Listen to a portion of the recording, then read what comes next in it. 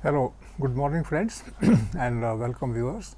We are running a series of lectures on world drama, and today's topic is a part of the Latin American literature, and this part is devoted to Lorca and other dramatists of the time, and it will be letting you know about the trends that go under drama in Latin American literature.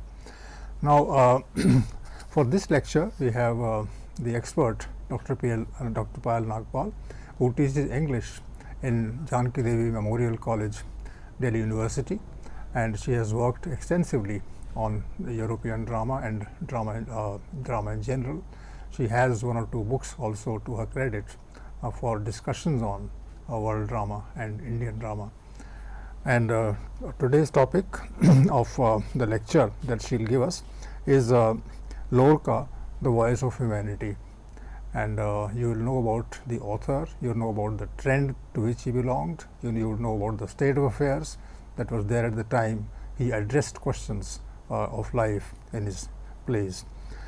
Now, before I request Dr. Payal Nagpal to start the lecture, let me tell you viewers that we have this service of the last 10 minutes where we take questions from the viewers. So, if you have any questions to ask, if you have any curiosity, if you have any doubts, then you can share those things with us, and Dr. Payal Nagpal would be glad to enlighten you on the areas that you wanted to speak on. And the toll-free number for the last 10 minutes discussion is 1-800-110-430. I repeat this toll-free number. It is 1-800-110-430. Now, I request Dr. Payal Nagpal, welcome, and please start your lecture. Thank you, Professor Prakash. Today's lecture will be on Lorca and Latin American drama. When we look at Spain, one of the strongest voices that emerges in the field of drama is that of Federico Garcia Lorca.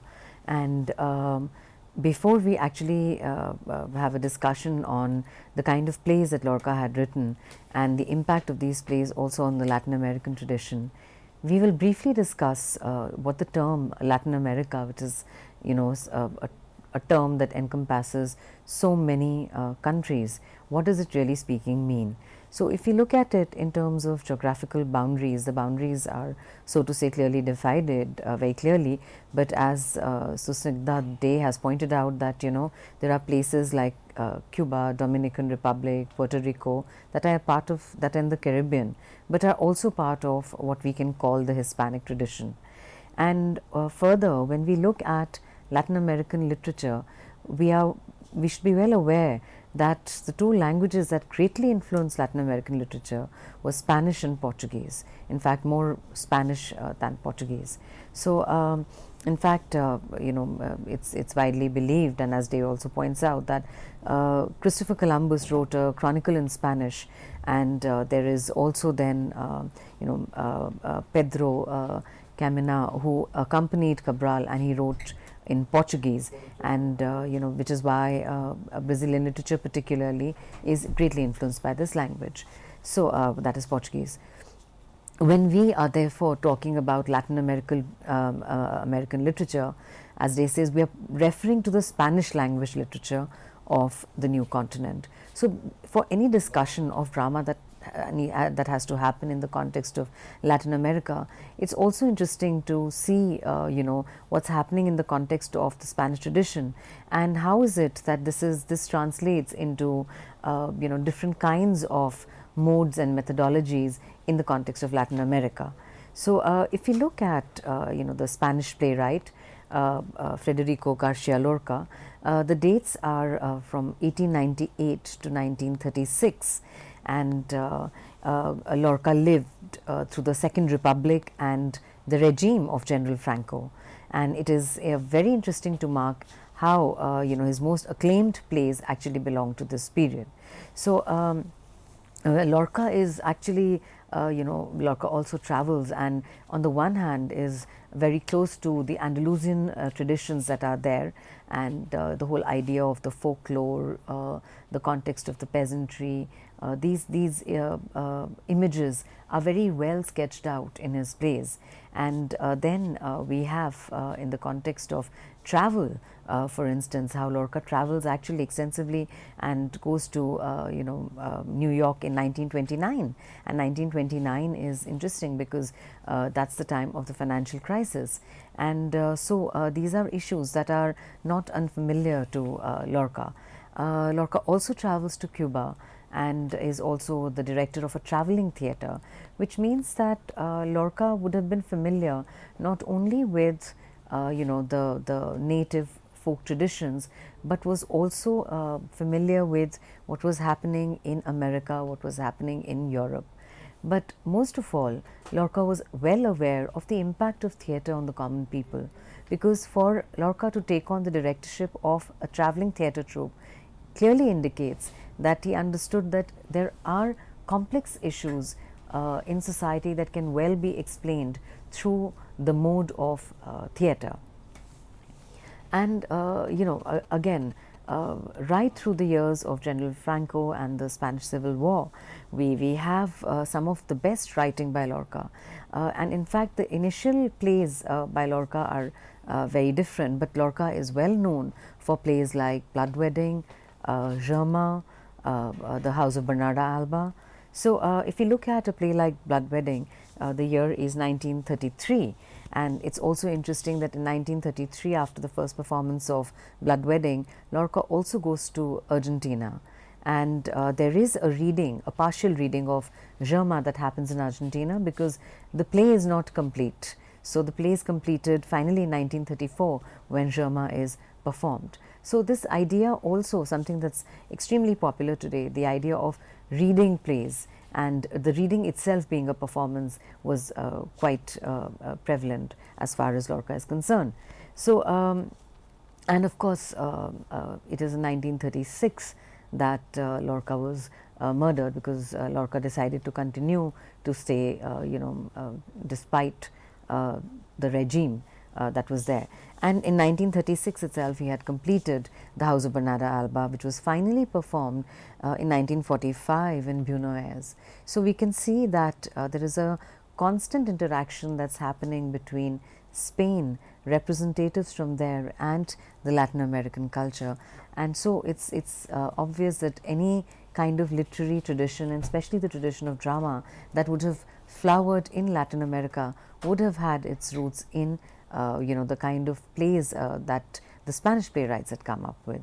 So the two plays that we will be discussing today, the two plays by Lorca, one is Blood Wedding and the other is The House of Bernarda Alba. So if you look at Blood Wedding, again, just a reading of the play, and one can imagine the performance, and it's a play that has been performed quite frequently. The plays are rooted in the, of course, in Andalusian traditions, but in the culture of the common people, the folk people, and the playwright, in a sense, Lorca never loses sight of the rich traditions and the cultural heritage of Spain. So Blood Wedding has been subtitled A Tragedy in 3 Acts and 7 Scenes. So right at the outset, Lorca has made it quite clear that the end is going to be tragic. So in a sense, he's already kind of moving the audience or moving the reader through these scenes, through these 7 scenes, through these 3 acts to reach the final end, and the finality has already been told to the reader. There are different characters. For instance, there is a mother, and the mother has a son who's named as the bridegroom, and because he is to be married, and the girl that he's going to be married to is been named the bride. And there is another family that has had a tussle with ancestral feud and so on with the bridegroom's family. So that's Leonardo and Leonardo's wife. And Leonardo is the character who carries a name, and the rest are either mother, father, bride, bridegroom, and mother-in-law. That is Leonardo's mother-in-law. Now, it made me wonder, how is it that there is one character who has a name, and it's quite obvious that this is also a character who, in a sense, disrupts the kind of conventional establishment that is there. So the play begins actually with the lament of the mother who says that the men don't come back, and she's constantly tense about the fact that there is so much of bloodshedding that happens that just an ordinary knife or a pistol can put a person's life to end. So harsh conditions, and it's all related in a sense to the feudal context. So the mother says, and I quote from the play, is it possible that a little thing like a pistol or a knife can do away with a man built like a bull? So the whole idea that the men particularly are hardy, and they are men who are strong, they are men who have weathered a lot, and it is because of this kind of feudal bloodshedding that happens that the men lose their lives and the women are left back to mourn. In fact, if you look at a lot of plays by Lorca, this idea of mourning, loss is there, it pervades all his works. So she says that and this is in a sense this is just before the wedding is to happen. So there is already something that Lorca is preparing the reader for, the fact that in the mother's concern that the men should survive, there is this understanding that the men don't survive. And the fact that the play has been subtitled a tragedy, it kind of leads us towards that towards the end of the play, the idea that it is the men who will no longer be alive. So that indication is given right at the beginning, because she begins by talking about knives and pistols. So she says, and in all of Lorca's plays, most of Lorca's plays, one of the ideas that's very, very striking is that Lorca presents very, very clearly about the kind of roles that the society has defined for the men and for the women, and how there is great dissatisfaction, especially amongst the women, regarding their assigned roles. So, for instance, the mother says, "That's what I like, for men to be men, for wheat to be wheat," and the bride, her attributes are, she bakes her bread and sews her skirts. So this idea of having a very clearly defined role for a man in society and for the woman in the society is present, and there is this element of dissatisfaction. But when we look at the role that is assigned to the men, it is about going out, conquering, it is about tilling the land, growing trees, making the hardy land grow trees, because the land was difficult and it was not possible to grow fruits and trees there. But the mother is very appreciative of her husband because he had grown trees after they had got married. And the women on their part, especially when you look at it in terms of a difference in the generations from the mother to the bride's generation, there is a sense of dissatisfaction in these, what the mother has accepted as the norm is not the norm for the bride, and she would visualize her life rather differently. So this dissatisfaction towards their role is so strong that the bride is unable to actually go along with her socially assigned role. So pointing out to what the mother's ambition finally is the grandchildren. She says that what she wants is the men to live and then to have grandchildren. And I mean, it's a very apt description in a sense of a patriarchal system. When we look at when the scene shifts to the bride's house, the bride lives in a cave. The entry is to the cave, so the bride lives in a cave, and it immediately describes the harsh conditions and how the bride's father laments that the land actually doesn't grow anything. And I'll just quote what the father says. He says, "In my day, this land would not even grow esparto. We've had to punish it. We've had to break our hearts over it before it would give us anything useful." So it makes it quite clear that the system is extremely patriarchal, and it is land based. It is bound to the land. The idea that the land needs to be tilled. So the father says that, if he had sons, he would have brought the entire hell. But he has a daughter, and it's not possible for them to actually, kind of till this land and, go along with that. So here I'd also request Professor Prakash to, comment on this element of actually socially assigned roles and a huge sense of dissatisfaction, especially amongst women, towards these roles. Oh, one or two things about what you have said in the discussion. One is that these people are not given names, and they are called by what they are as human beings. So mother or father, and which means that relations, are foregrounded. Maybe people live through relations, they live through that identity that is given to them. Yes. Is that the question? Yes. They have no name, they have no specific experiences. Most of the experiences are typical. Yes. And any reason for this? I think what is happening is the reason that Leonardo has a name is because he breaks that. So he initially decides to go along with what the society expects of him, and he gets married to this other woman. And however, he is in love with the bride. So when he finally gets to know that she is getting married, so he gets back there, and that is kind of very, very problematic issue. What I understand by this is that somehow the society is being presented under categories. The category of the mother, the category of the woman, the category of the man, the person to be married, and all those things, which means that there is a kind of convention that is to be upheld by the characters, and that convention has made the people hardy, particularly men.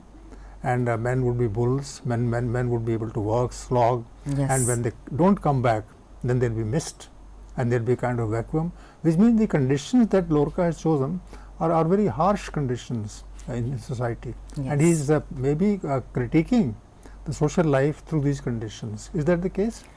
Also, just to add a little bit here, because the whole issue of the land particularly is very, very important here, and Lorca is drawing attention towards that. The fact that how, because everything is through the land, so the system and patriarchy is kind of weaved into it, which is why when we move to that point about Leonardo interrupting, what is actually expected of the society and how people are expected to behave, it becomes very interesting to see how these relationships then pan out. Which means the life is elemental. Life is about labor. Life is about surviving in harsh conditions. Yes. And Latin America is not the same as Europe. Yeah.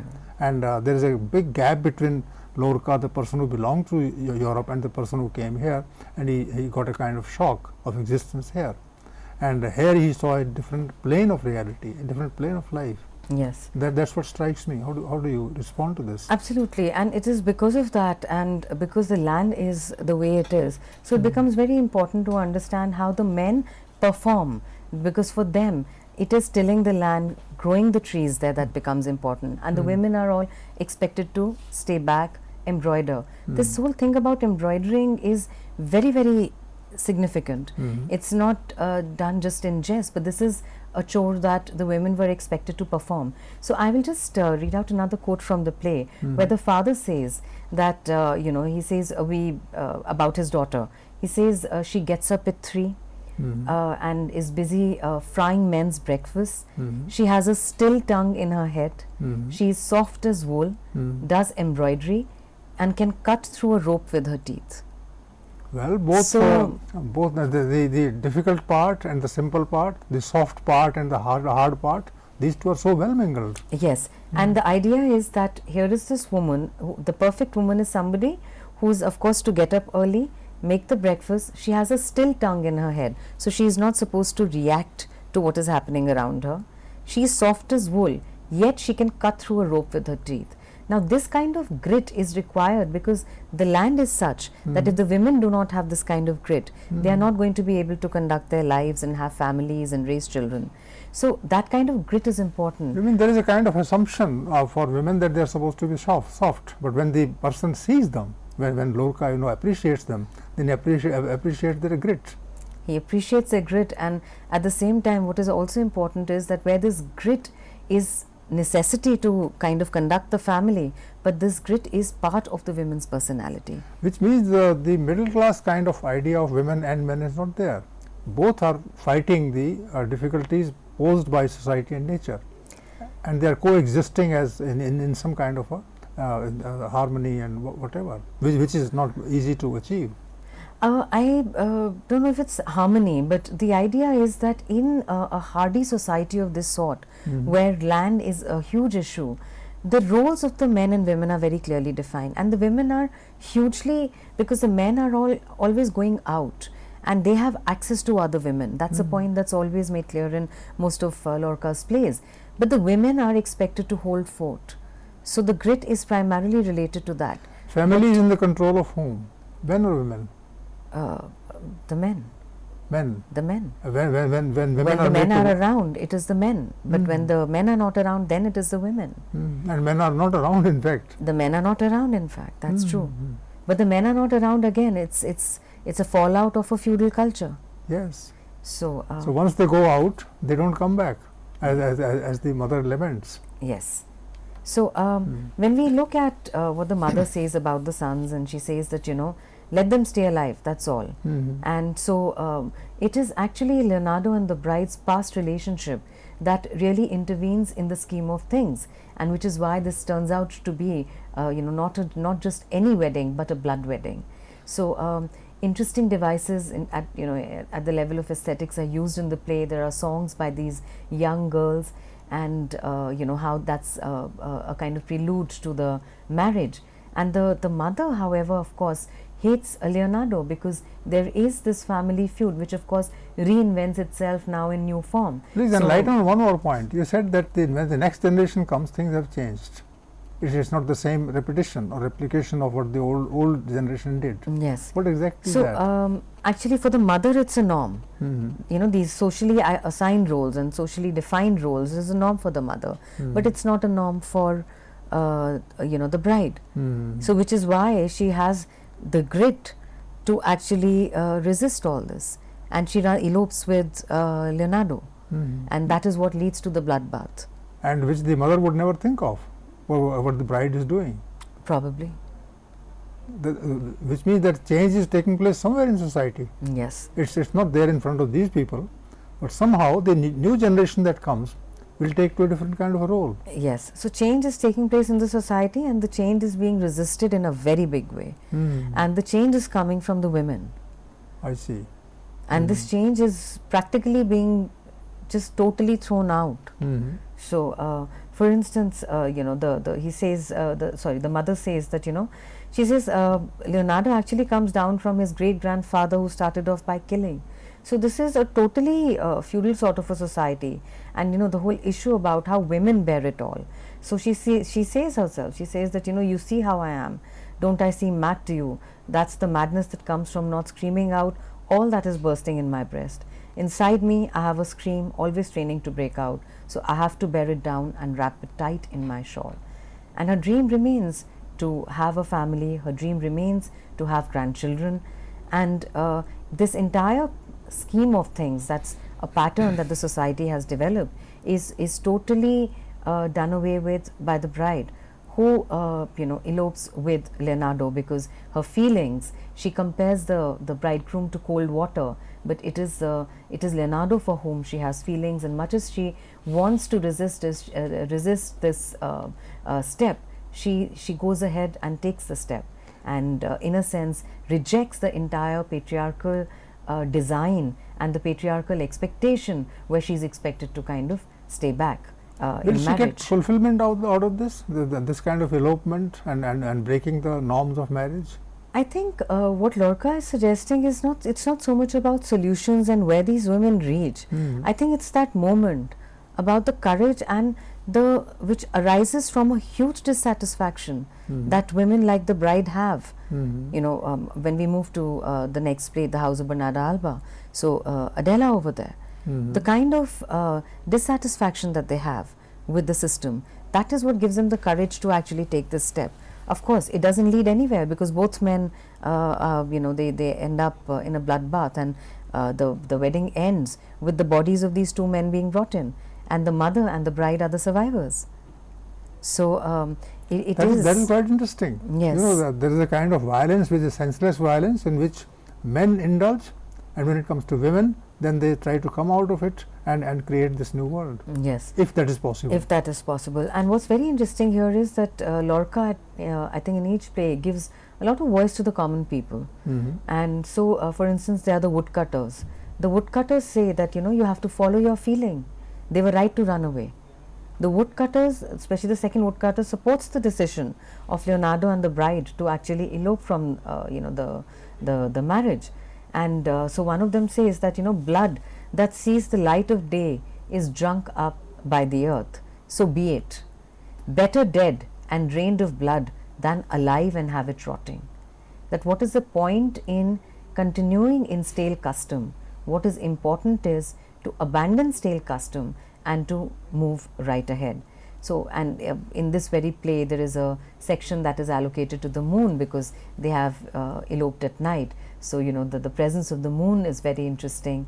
Finally, at the end of the play, the mother just wants to be at peace, and the bride, of course, wants the mother to kill her so she doesn't have to bear the burden of the life that lies ahead of her. The family that is picked up, is it a landed family?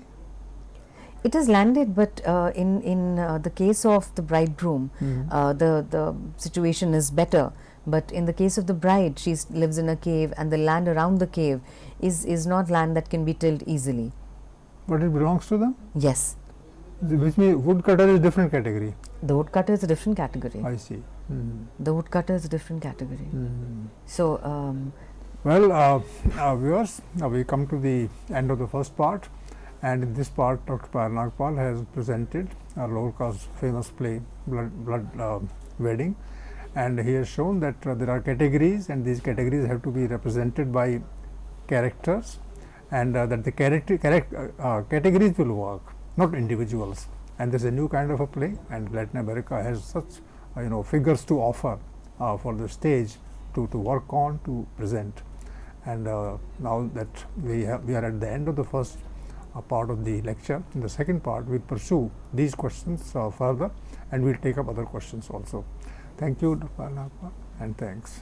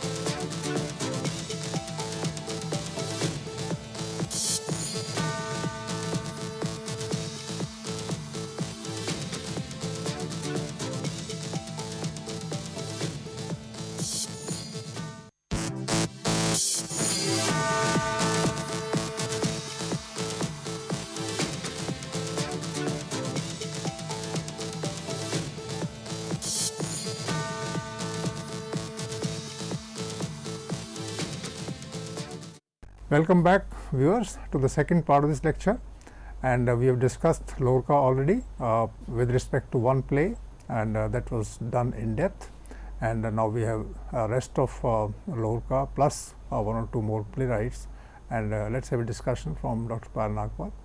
And before I request her, let me repeat that the last 10 minutes can be devoted to a discussion on the lecture, the points raised here. And if somebody has a query to ask, you are most welcome to do so. The number is 1-800-110-430, and it's a toll-free number. So, Dr. Parnagpal, please begin. Thank you. The next play that we will be discussing now is The House of Bernarda Alba by Lorca, and the play has a very interesting subtitle, which is a drama about the women who live in the villages of Spain. So, we know immediately that the setup is a rural setup, and it's about Bernarda Alba and her 5 daughters, and all of them are controlled by her in the sense that, you know, kind of protected from the world outside.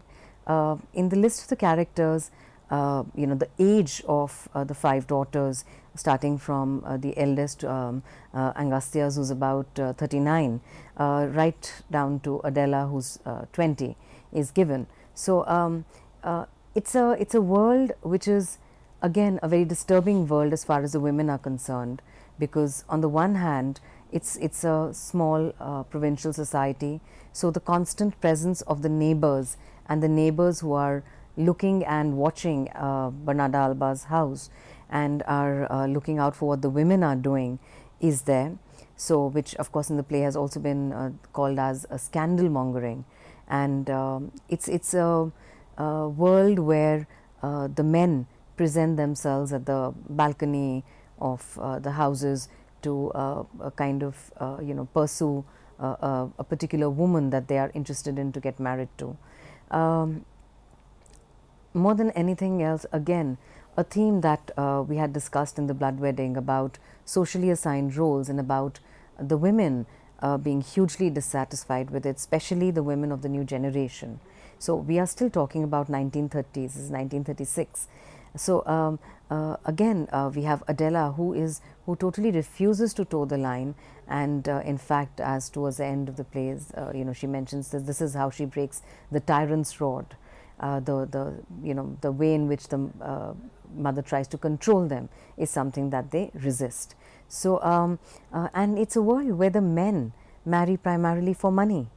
So, Pepe el Romano wants to marry the eldest daughter, though he himself is quite young. He's in his 20s, the eldest daughter, and all the daughters are unmarried. So, the eldest daughter is about 39, but he wants to marry her because she is the one who has an inheritance, the others don't.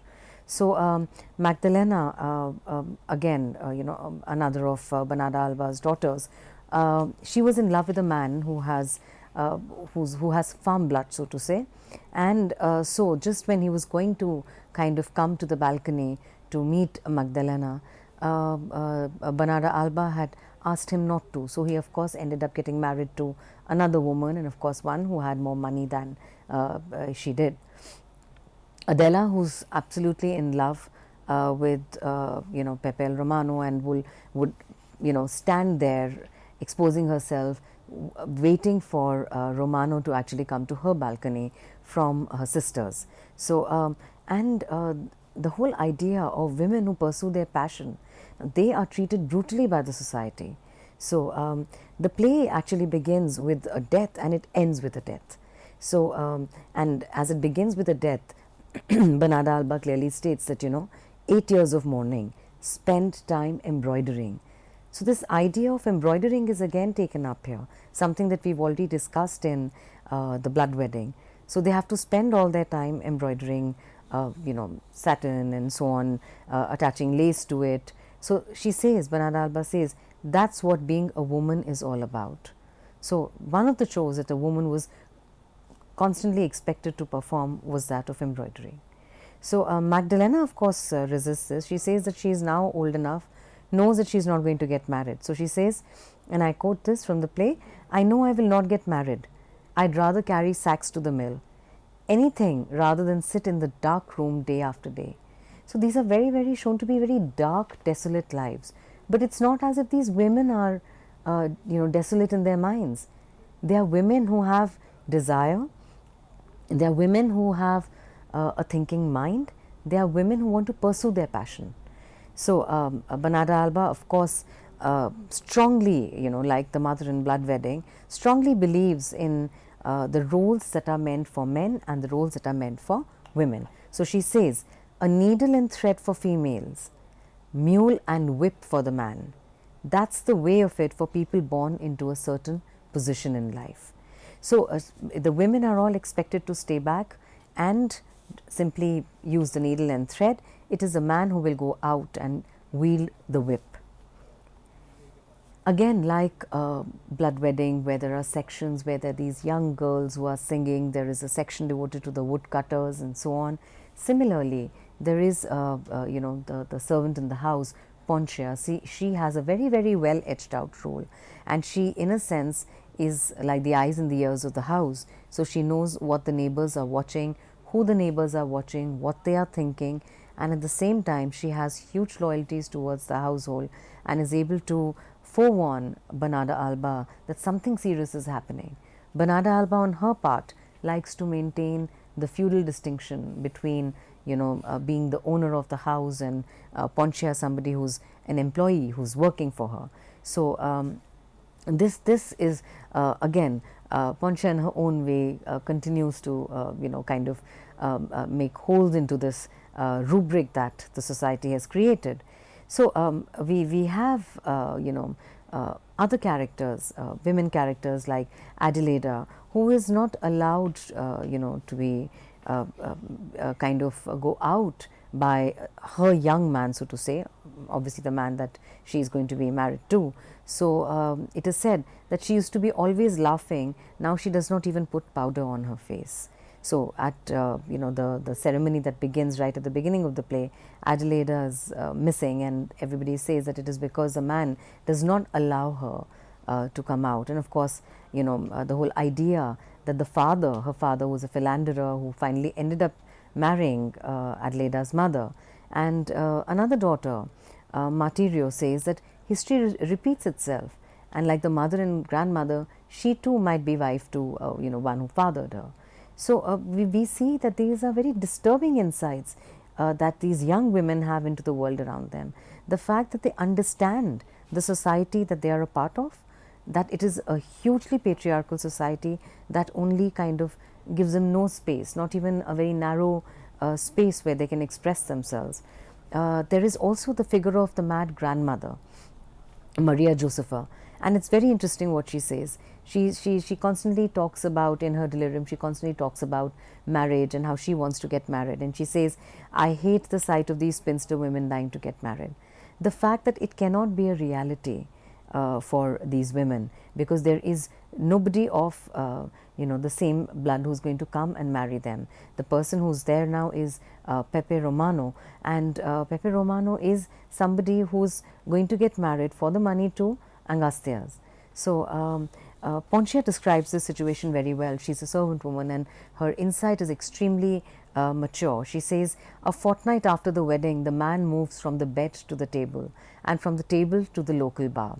And if the woman doesn't go along with it, she is left to rot in a corner, weeping her heart out. The fact that if women do not toe the line, if they do not go along with what is expected of them, then the future is absolutely dark for them. And Adela, on her part, she's the youngest, she's 20.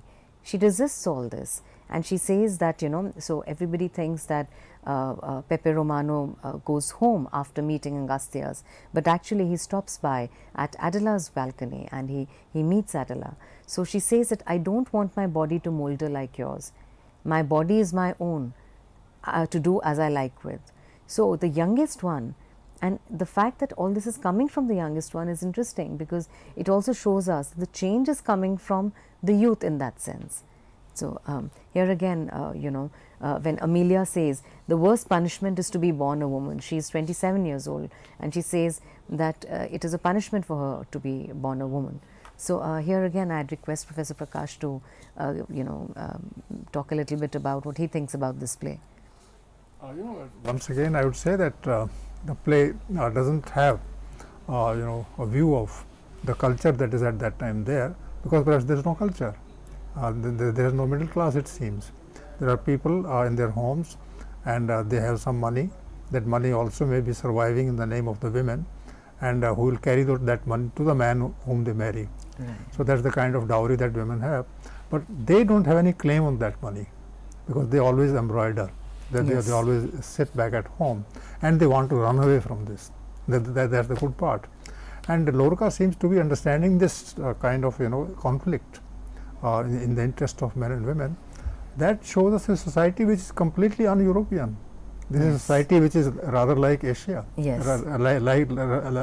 like rather Africa, where women have no facilities. There is no education, it seems, somewhere. Are there schools in this in this universe of Latin American world? No, this is Spain, but no schools, and the education that is happening is more about preparing these women to be brides more than anything else. So villages in Spain are the same as the villages in Latin America. Yes, and so that's what connects them. The backwardness of the Spanish villages with the backwardness of Latin American countries. Yes. That's one common factor, and these writers recognize this. Absolutely. So for them, there is no change. Yes, it's not Europe at all. Yes, and I think it's also somewhere. I think Lorca is also using the rural world. He's using the villages of Spain. He's using the feudal construct, the idea of patriarchy, to actually make a case for change that is more modern, that's more democratic, because all these plays are written around the time of General Franco's regime.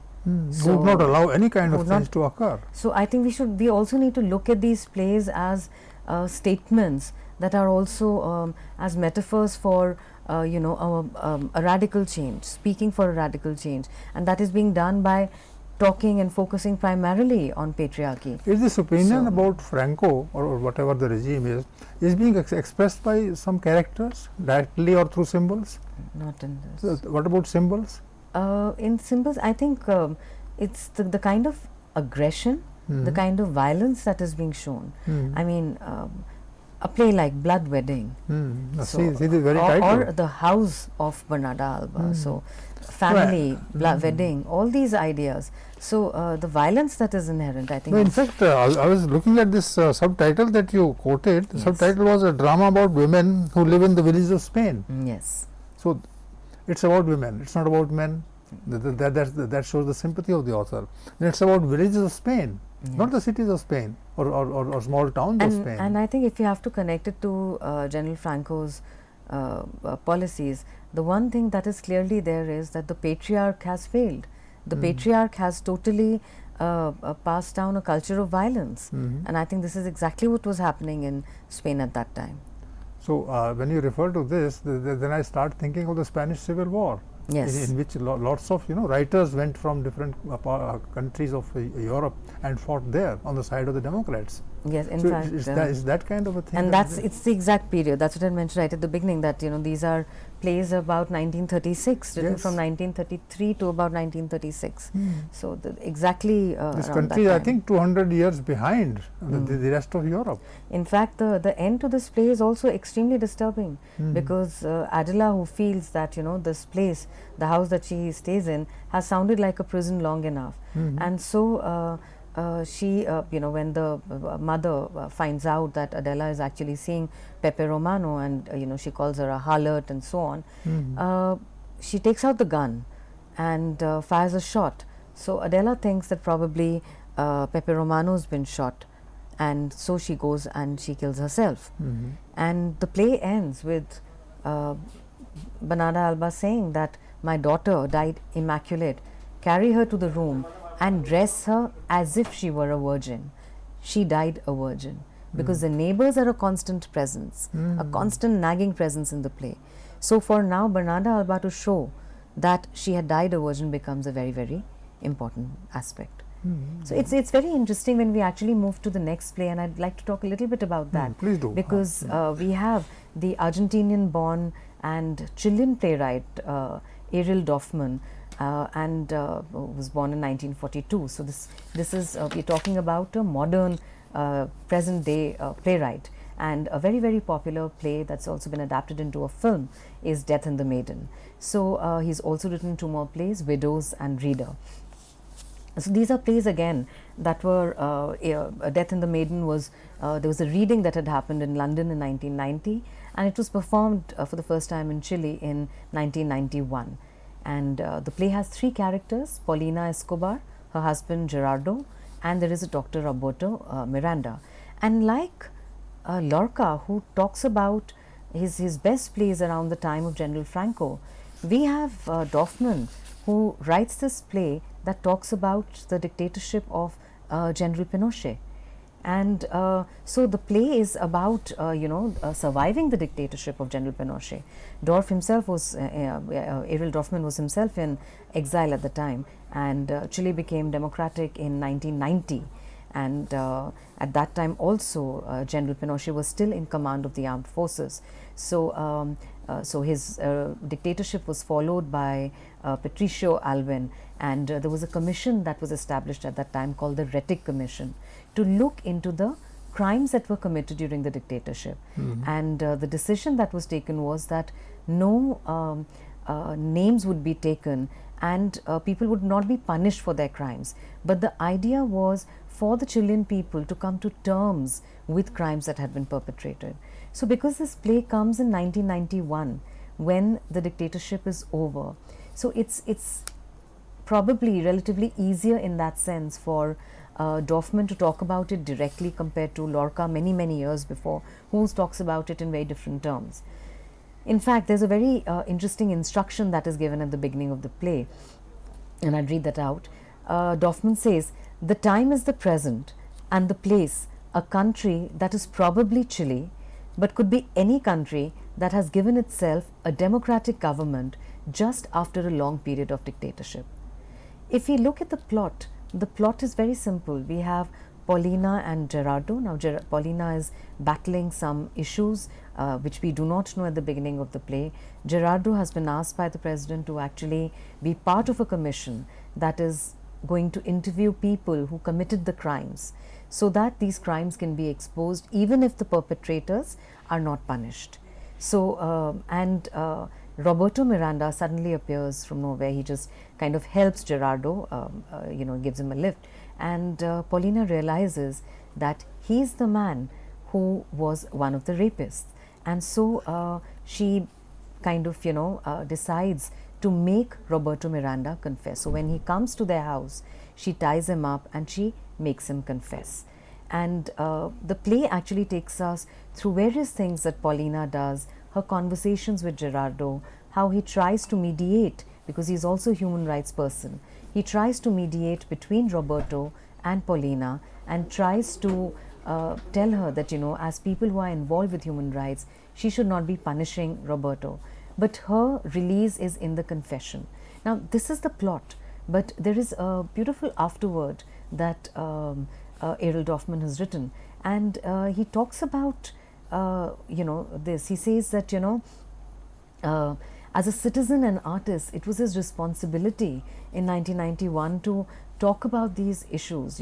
For instance, to look at the Chilean people and see how they were grappling with the trauma of what had been done to them, and how the other Chileans who had perpetrated the crimes wondered if their crimes would be revealed. So how can those, he asks this, and I quote, "How can those who tortured and those who were tortured coexist in the same land? How do you reach the truth if lying has become a habit? And how do you keep the past alive without becoming its prisoner?"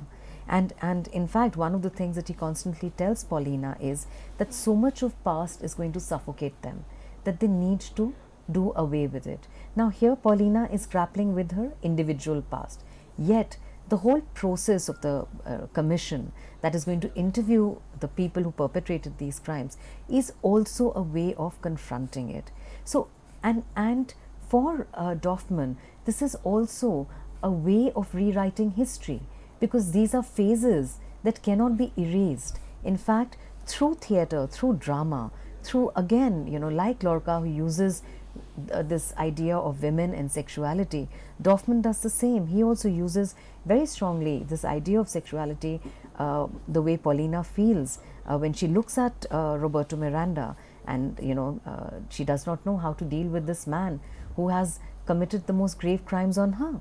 So what happens when the new government opens these old wounds? So is what she asks. So through Paulina's narrative, we also get to know about, of course, the kind of crimes that were committed during General Pinochet's regime, and at the same time how patriarchy is exposed by Dorfman, because here was Paulina who does not take Gerardo's name because he's been, during the regime he was trying to help people, so she never takes his name.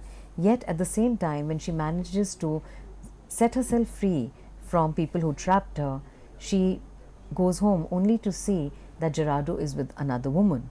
So on the one hand violence, and on the other hand a patriarchal situation.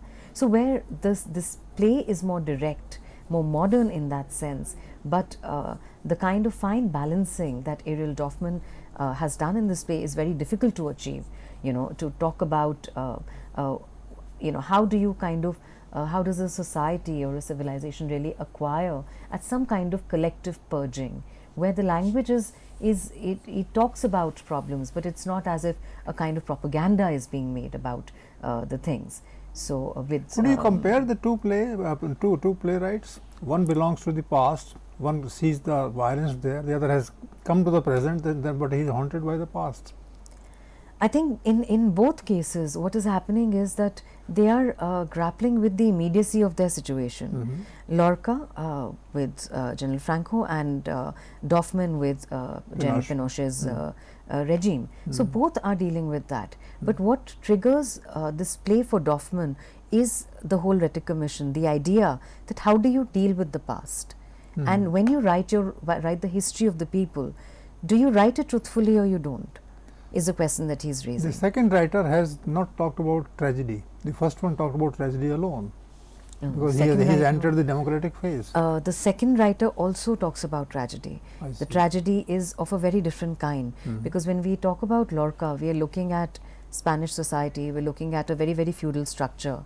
But with excuse me, there is a call from Varanasi. Please speak. Who is calling? Good morning, sir. Good morning, ma'am. Yes, good morning. Tell me. Sir, my name is Pawan. Yes, Pawan, tell me. Sir, I want to know how was Lorca killed? How was Lorca killed? Yes, sir. Okay, I'll request Dr. Nagpal to tell. I think he was murdered. Yes. And he was active at that time, and he was quite young. He died in 1936. But she'll throw more light on it, Pawan. And he was active at that. Yes, absolutely right. That he was murdered because I mean, one can call it an execution murder, because he continued to stay in Spain during the regime, and had he probably moved away, might have survived. But yes. Pawan, I hope you have heard the answer. The answer is that he was a critic of the regime, and the regime didn't like him. Therefore, he was kind of executed. This is the word that Dr. Nagpal has used.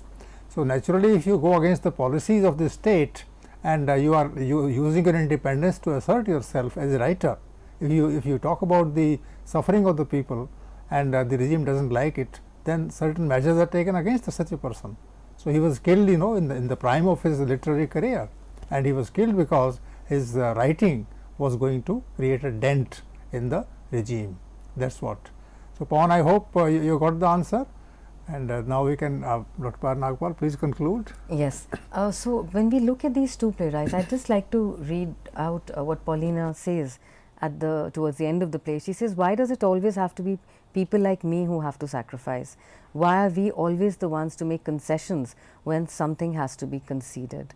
So I think she says, well, not this time. So the tragedy is of a very different kind, in Death and the Maiden, because where we are looking at from a more social perspective in the case of Lorca, here of course it is narrowed down, and I think Dorfman is also using that particular moment of transition from a dictatorship to a democratic context. So how does one negotiate? It is not as if people will suddenly turn democratic. How is that genuine democracy to be achieved, and while confronting very, very difficult issues of the past?